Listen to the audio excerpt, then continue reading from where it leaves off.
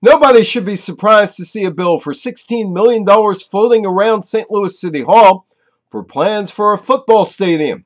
The preparation that is needed for a stadium proposal is costly, and various people need to be paid for those pretty pictures of a brand new facility. This is the fourth time St. Louis has lost a National Football League franchise, and St. Louis just might hold a record of sorts for most major league teams lost.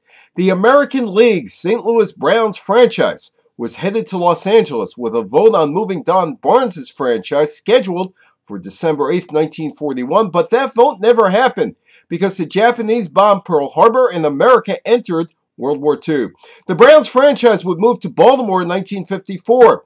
Four NFL teams did play in St. Louis: the All-Stars in 1923, the Gunners, a team that would play 3 games in 1934 and was not invited back in 1935. The Cardinals franchise moved from Chicago in 1960 and was relocated to Tempe, Arizona in 1988. And the Rams franchise, which came from Los Angeles in 1995 and just left. The city was passed over for an NFL expansion franchise in 1993. St. Louis had a National Basketball Association franchise from 1946 through 1950 called the Bombers, which folded, and from 1955 through 1968, the team came from Milwaukee and went to Atlanta.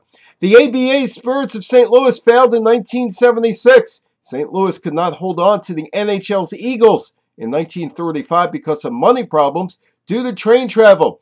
The NHL expanded into St. Louis in 1967, but the team almost moved to Saskatoon in Saskatchewan in 1983.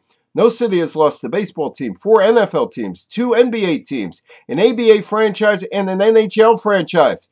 St. Louis does have a bill for nearly $160 million to pay for an unoccupied football stadium. I'm Evan Weiner for the Politics of Sports Business.